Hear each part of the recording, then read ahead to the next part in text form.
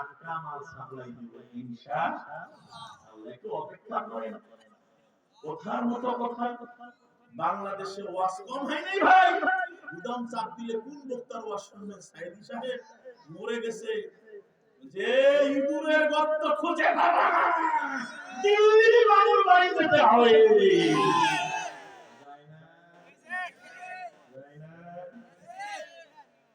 আমাদের মৌলবাদী, আমরা মূলে আছি, বলো মূলে আছি। মূল যেখানে কোরআন, মূল হাদিস, মূল আল্লাহ, মূল রাসূল, তোমরা আগায় থাকো।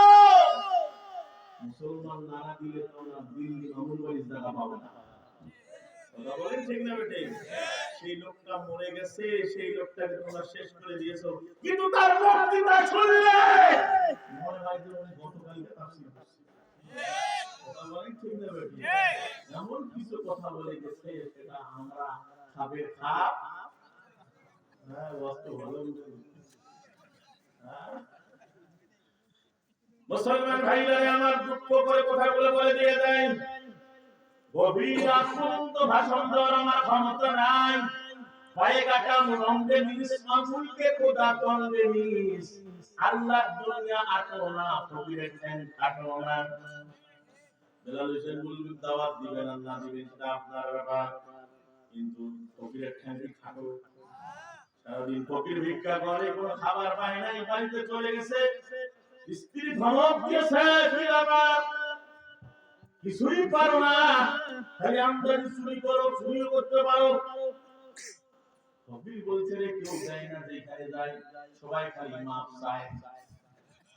সবাই এইভাবে 5 লাখ টাকা মোর করিয়েছে, যাকে করিতে মাপ না। তাই ভাই মোর হাত খালি নেই, আল্লাহ কাছে তো সারা জীবন হাত খালি নেই, তোর হাতও থাকবে না। এগুলো আছে না, হাত খালি কিন্তু আছে।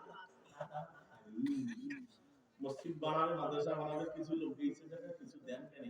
বিশাল বিল্ডিং করলেন, আল্লাহ ঘর টাইলস আটায় না, 4-5 বছর সিমেন্টের দরকার, আমার হাত খালি।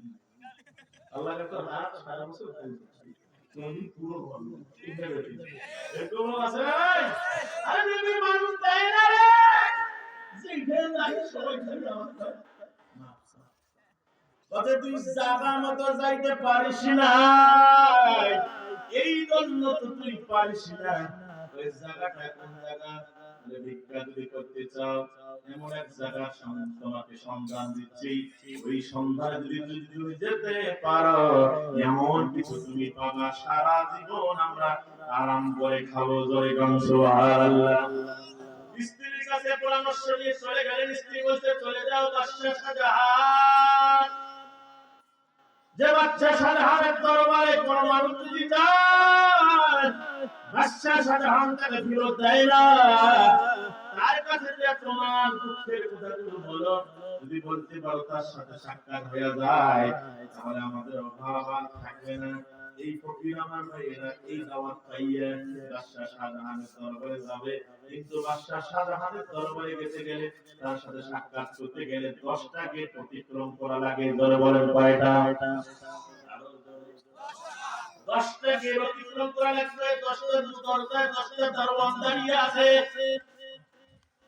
বাদশা শাহজাহানের দরবারে যখন ফকির বেশে চলে গেছে, প্রথম গেটম্যান দারোয়ান বলছে, বেটা কে তুমি, তোমার পরিচয় কি, এখানে কি চাও? ফকির বলছে, ভাই আমি বাদশা শাহজাহানের সাথে দেখা করতে চাই। বেটা এই রাস্তা দিয়ে বাদশা খাস মেহমান ছাড়া বিদেশে উঠতে ছাড়া এই গেট দিয়ে ঢোকার অনুমতি নাই। বাদশা যখন কোন সফরে যাবে তখন দেখা করে নিও, এখানে ঢোকার পারমিশন নাই। ফকির নাসরবন্দা ছাড়ে না, জলদি যাইয়া বাদশার পাট, আমার বেলা তার মানে পা ধরিয়ে খুললাম,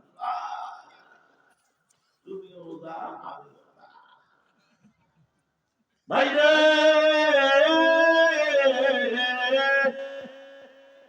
তুমি যে ফিকিরে দাঁড়িয়ে আছো, মাটির বেতন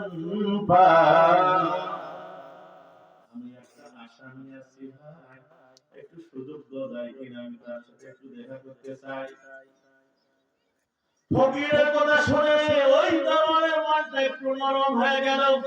রাত্রে ফকিরের 2 ফোঁটা চোখের পানি ওই দরবারের পায়ের মধ্যে পড়ে গেল। গরিবে গরিবে দুঃখ বুঝে, গরিবের কাছে দুঃখের কথা বললে আসল পাতি নেয়, গরিবের কাছে দুঃখের কথা বললে হাসি উড়ি যায়।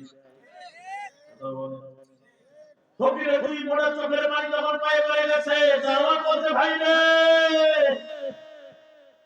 যেভাবে তুমি মায়া কান্না করছো আমার দিলটা ভরে গেছে রে ভাই, আমি তোমার ছেড়ে দিলে কি হবে?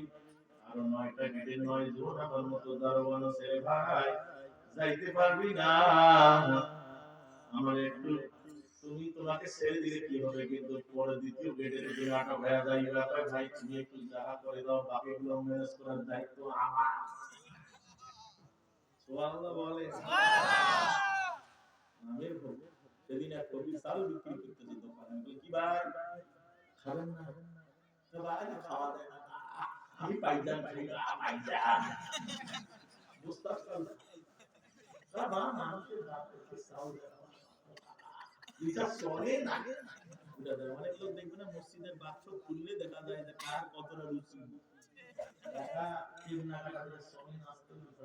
জুমার দিন খুব সারা প্রথম যে লোকটা থাকে কটু আগে দেয়, জিন্দি দিয়ে টাকা দেয় দেখিবে, পরের দিন একটা খাস করে একটা পাঁচটা মুখ করে এটা দিন দিল শোনা পাইছে আমি কিন্তু দিন ওই পাশে আর পাঁচটা ওটা ভোট পাইছে না, আমি কিন্তু দিন আল্লাহ দেয় শব্দ করিয়া চাকরি নেওয়ার সময়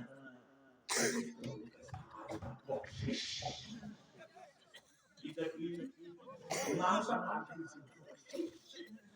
ঠিক আছে ঠিক আছে ঠিক কথা নাম পাঠাইলে হালাল হয়, পায়খানা যদি মরিচ করে দি পাক করিয়া নামটা পাঠাইলেন আলুয়া ভালো নিবে নিবে নাম খাবার দিয়েছে। সবাই এখন ডিজিটাল হচ্ছে, মুসলমান ডিজিটাল হইতে হইতে মাথা কাম। এ পরাইবাড়ি মুসলমান একটু সরে যান। ফকির যখন প্রথম গেট খোলা পাইছে, গেট ম্যান একটু ভাবে মনে করছি তো ঘুমাইছি, ফকির আসতে একটা মশান এই আমার দিকে তাকা, বাচ্চার খাজলো হয়ে গেছে, প্রথম লোক আমার গেট খুলে দিয়ে তুই কি চাই কোন ভাবে নারিশ কিন্তু চাকরিটা নট করে দিই। দ্বিতীয় দারোয়ান বলতে পারবে পারবে সে ভয়ে যদি পাওয়া আমাদের চাকরি নষ্ট করা ট্যাক্সির ছেড়ে দিছে। 3 নম্বর কে দারোয়ান যা কি বলে তুই বেটা তুই তো বুঝিস না রে, দুইজন দারোয়ান যখন দরজা খুলছে আমার বলছে পাওয়ার পর তুই এখানে বেরাছে তো ও চিন্তা করছে খানা খা চাকরি বাসার দরকার, এর যদি আমার নামে বাসা সাজানোর দরকার না দেয় আমার চাকরি থাকবে না, তারপর এলোমেলো হতে পারে, কিন্তু লোকটা নিশ্চয় কবিরাজের মাল আছে।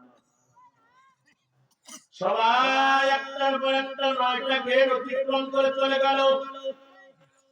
এ মুসলমান কাল লাগাও 10 নম্বর গেট, পাহারাদার দারোয়ান শব্দ এ দাঁড়িয়ে আছে, আমার ভাইরা ফকির দাঁড়িয়ে সালাম দিয়েছে, ভাই রে একটু দরজাটা খুলে দাও, এখানে আমি বাদশার সাথে একটু সাক্ষাৎ করতে চাই। তোমার বাড়ি কোথায় গো ভাই? আমার পরিচয় তুমি পাবা না, এখন দিব না। 9 জন ব্যক্তি যেহেতু গেট খুলেছে, তুমি একটু গেটটা খুলে দাও, ওরা আমার পরিচয় শুনে বাদশার সাথে আমি সাক্ষাৎ করব, এই কারণে ওরা গেটটা খুলে দিয়েছে, তুমি একটু দরজাটা খুলে দাও। আর যদি না দাও আগে তোমার বিচার হবে, তারপর বাদশার সাথে আমার কথা হবে। 10 নম্বর দারোয়ান আমার ভাই অনেক বুঝানোর পরে দরজা যখন খুলে দিলাম, বলছে ভাই রে এখন তো বাদশা পাবা না, বাদশা তার খাস কামরায় চলে গেছে, ওখানে ইবাদতের মধ্যে মগ্ন আছেন। কোন জায়গায় বলে যে পাশে রুমে আস্তে করে ফকির আমার উকি মারিয়া দেখতেছে, বাদশা শাহজাহান দুইটা মহারত্নালের দরবারে এসে দুইটা হাত রাখতেছেন, মালিক আল্লাহ তোমার সৃষ্টির তুলনায় আমার হাত দুটো বড় ছোট, ও আসমান জমিনের মালিক আল্লাহ আমি ফকির তুমি ধনী।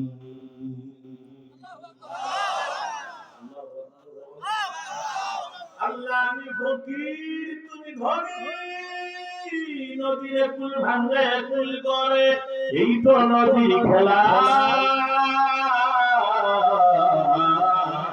সকাল বেলার ধনীর তুই ফকির সন্ধ্যা বেলা নদী পথে নৌকা চালাও মাঝি ভাই বেলায় ডুবার আগে আমি ওপার যেতে চাই ডুবে গেলে বেলা উঠে না ভেঙে গেলে বেলা জমে না